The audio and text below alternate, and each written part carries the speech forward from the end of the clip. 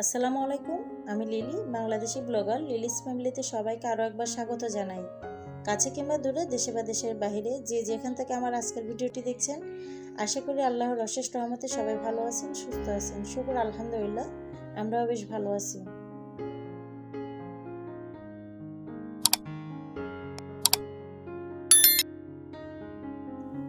বাসায় ছোট বাচ্চা আছে আর বাসায় এলোমেলো হবে না, এটা তো সম্ভব না।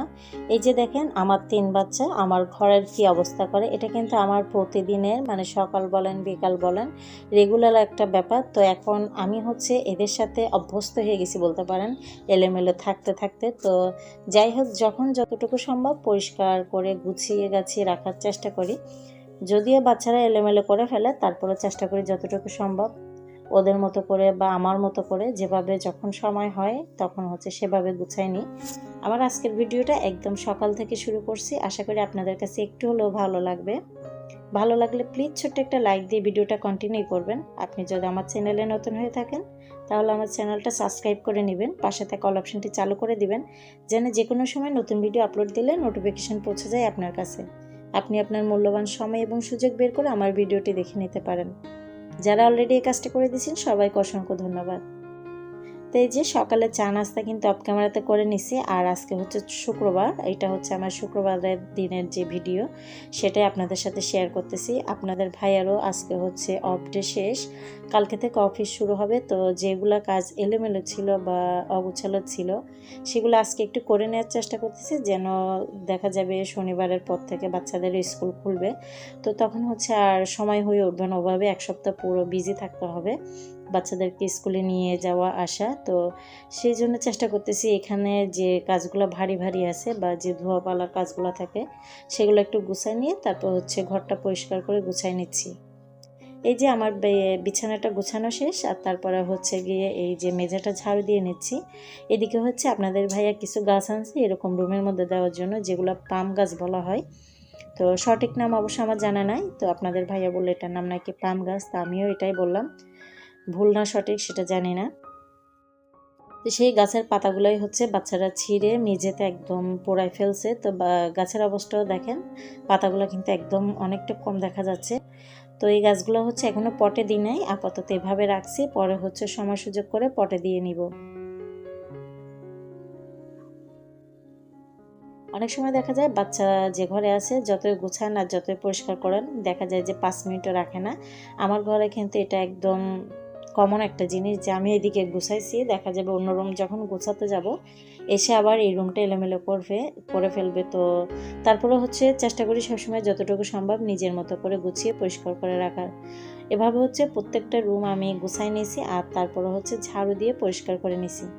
এই যে দেখেন গুছাই দিয়ে আসছি, আর বাচ্চারা কিন্তু এই রুম থেকে ওই রুমে যেয়েই বিছানার উপর উঠে লাফালাফি তারপরে খেলাধুলা সবই করতেছে। তো ওরা তো করবে, আমাকেও গুছাই গাছাই মেনটেন করে রাখার চেষ্টা করতে হবে। তো সেভাবেই হচ্ছে চলতেছে। এদিকে হচ্ছে কিচেনে সকালে যে চা নাস্তা খাইছিলাম সেগুলো একটু ধুয়ে নিচ্ছি। এই ধোয়া ফলার ফাঁকে আপনাদের সাথে কিছু কথা শেয়ার করি, সেটা হচ্ছে গিয়ে আমরা অনেকেই কিন্তু এখন অনেকটাই স্মার্ট আর অনেকেই কিন্তু অনলাইন কেনাকাটায় নির্ভরশীল। তো অনেক সময় দেখা যায় অনলাইন কেনাকাটা যে খারাপ এটা কিন্তু আমি বলবো না, কেনাকাটার মধ্যে ভালো আছে, অনেক ভালো মানুষ আছে, ভালো ব্যবসায়ী আছে, আবার অনেকে আছে অসাধু বা যারা দুর্নীতিবাজ বলবো। তো এখানে হচ্ছে আমি আজকে যে ড্রেসটা পরছি সেটা হচ্ছে আমি অনলাইন থেকে কেনা, আর এই ড্রেসটা পরার পরে সামান্য পানি দিয়ে একবার ধোয়া হয়েছিল। তো ধোয়ার পরে হচ্ছে একবার পরছি, তারপর যখন ডিটারজেন্ট পাউডার দিয়ে ধোয়া হয়েছে কাপড়ের যে কি অবস্থা, কি বাজে কোয়ালিটি। তো এই জন্যই হচ্ছে কথাটা বললাম। যদি আমি মার্কেটে গিয়ে 10টা দেখে একটা নিতাম তাহলে হয়তো এই অবস্থাটা হতো না। আর যিনি ব্যবসা করতেছেন বা অনলাইনে যে যার থেকে আমি জিনিসটা নিছি সেও যদি মানবতার দিকটা বজায় রেখে বা সঠিক পদ্ধতিতে সঠিকভাবে ব্যবসাটা করতেন তাহলে হয়তো আমারও এই কথাগুলো বলতে হতো না।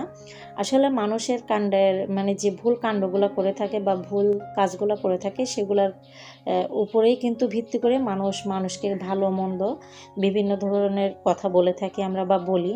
এই যে কথাগুলো বললাম, দেখেন আমি কিন্তু এই কাপড়টা একবার ধুইছি, ধোয়ার পর এটার যে রঙের কি অবস্থা, ক্যামেরায় যতটুকু দেখা যাচ্ছে তার চেয়ে কিন্তু বাজে অবস্থা এই কাপড়টা একবার পরাতে। তো সেই জন্য হচ্ছে এই কথাগুলো বললাম। তো কাপড়টার রেট নিচ্ছিল হচ্ছে 800 টাকা। তো সিঙ্গেলের মধ্যেই কিন্তু 2 পিস ছিল এটা, তো 2 পিসেই কিন্তু 800 টাকা নিয়ে নিছিল। তো এখানে কিন্তু ফুল কোয়ালিটি ফুল একটা কাপড় বলে উনি এটা সেল করছে, তবে আনার পরে দেখলাম আর কি যে অবস্থা। যাই হোক, সেই জন্য বললাম কথাগুলো। আমরা যারা ব্যবসা করি তাদের মন মানসিকতা যদি চেঞ্জ হয়, তাহলে কিন্তু আমাদের মতো সাধারণ মানুষের এই কথাগুলো বলতে হবে না, এই যে আমি বললাম। তো সবাই ক্ষমা সুন্দর দৃষ্টিতে দেখবেন, সেই জন্য হচ্ছে বলে দিচ্ছি। আপনারা যারাই কেনাকাটা করেন, এই যে ছোট ছোট ভুলগুলো থেকে শিক্ষা নেবেন, আর নিজে মার্কেটে গিয়ে 10টা দেখে একটা নেবেন। আমাদের অনেক সময় দেখা যায় ব্যস্ততম জীবনে সময় হয়ে ওঠে না, সেই জন্য কিন্তু আমরা অনলাইনে কেনাকাটা করি। যারা ব্যবসা করে তাদেরকে বলবো সঠিক জিনিসটা সঠিকভাবে সঠিক পদ্ধতিতে মানুষের হাতে তুলে দেওয়ার চেষ্টা করেন। তো এদিকে হচ্ছে গিয়ে আমি আমার যে কিচেনের ধোয়া পালাগুলো ছিল সেগুলো পরিষ্কার করে নিছি। তারপরে হচ্ছে আমার এই যে চুলাটার উপরের যে অংশটা ছিল সেগুলো কিন্তু পরিষ্কার করে নিচ্ছি।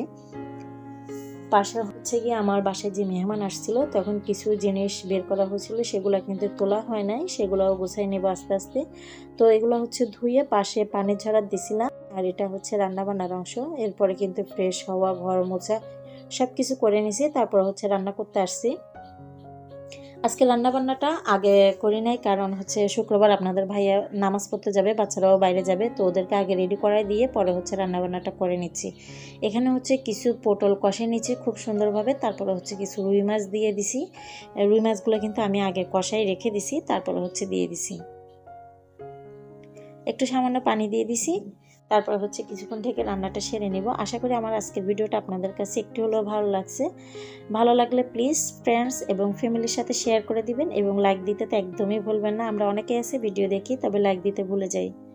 আমার আজকের ভিডিওটা এতক্ষণ ধৈর্য সহকারে যারাই দেখছেন, ছোট বড় সবাইকে অসংখ্য ধন্যবাদ জানাই যে এতক্ষণ সময় দিয়ে আমার সাথে আমার ভিডিওটা কন্টিনিউ করছেন। তো আজকের ভিডিওটা আর বড় করব না, এখানেই শেষ করব। সবাই ভালো থাকবেন, সুস্থ থাকবেন, নিজের প্রতি এবং নিজের আপনজনের প্রতি খেয়াল রাখবেন। আল্লাহ হাফেজ, আসসালামু আলাইকুম।